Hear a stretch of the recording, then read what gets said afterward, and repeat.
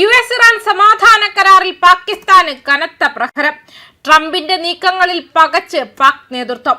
US. Iran സമാധാന ചർച്ചകൾ മധ്യസ്ഥന്റെ റോളിൽ തിളങ്ങാൻ ശ്രമിച്ച പാകിസ്ഥാന് വലിയ തിരിച്ചടി നൽകിയിരിക്കുകയാണ് അമേരിക്ക ഇറാൻ കരാർ.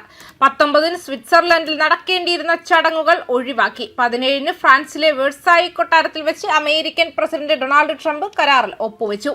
ഇത് പാകിസ്ഥാന് വലിയ നയതന്ത്ര തിരിച്ചടിയായിരിക്കുകയാണ്. സമാധാന കരാർ ഇസ്ലാമാബാദ് പ്രഖ്യാപനം എന്ന പേരിൽ അറിയപ്പെടണമെന്ന പാകിസ്ഥാൻ പ്രധാനമന്ത്രി Shahbaz ഷെരീഫിന്റെയും field marshal Azeem മുനീറിന്റെയും മോഹങ്ങളാണ് തകർന്നടിഞ്ഞത്.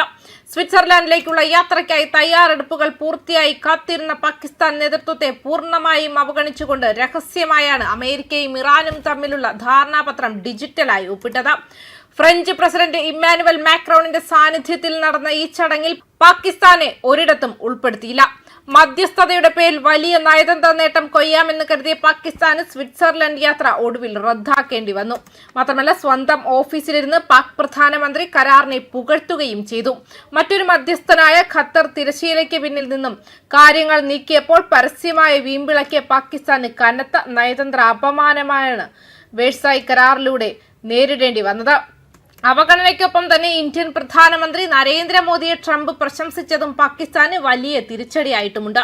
India ഒരു ആഗോള ശക്തിയാണെന്നും ഭാവിയിൽ ഏതെങ്കിലും തരത്തിലുള്ള ആക്രമണം നേരിടേണ്ടി വന്നാൽ അമേരിക്ക ഇന്ത്യയുടെ സഹായത്തിന് എത്തുമെന്നും ട്രംപ് പ്രഖ്യാപിച്ചു.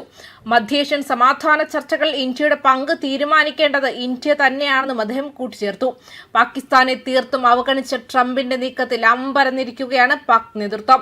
അതേസമയം ഇറാനും അമേരിക്കയും ഇന്ന് ജനീവയിൽ നടത്താനിരുന്ന ചർച്ച റദ്ദാക്കി. അമേരിക്കൻ വൈസ് പ്രസിഡന്റ് പിന്മാറിയതോടെയാണിത്. ലെബനനിൽ ഇസ്രായേൽ തുടർന്ന കനത്ത ആക്രമണം സ്ഥിതി വഷളാകുമെന്ന ആശങ്കയുണ്ട്.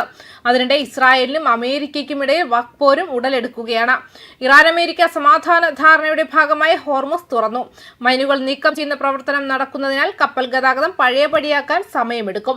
ഇറാൻ അമേരിക്ക ധാരണയിട്ടും നേരിട്ടുള്ള ഒപ്പുവയ്ക്കലും തുടർ ചർച്ചകളും ഇന്ന് നടക്കേണ്ടതായിരുന്നു.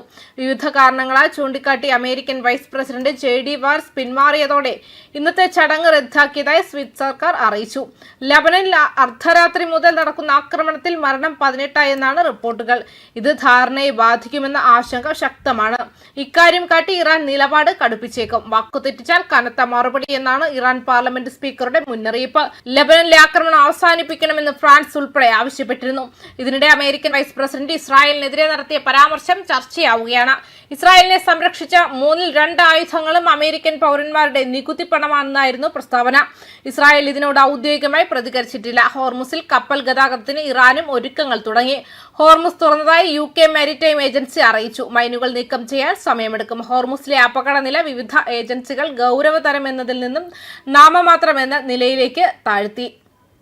ന്യൂസ് ഡെസ്ക് കർമ്മ ന്യൂസ്.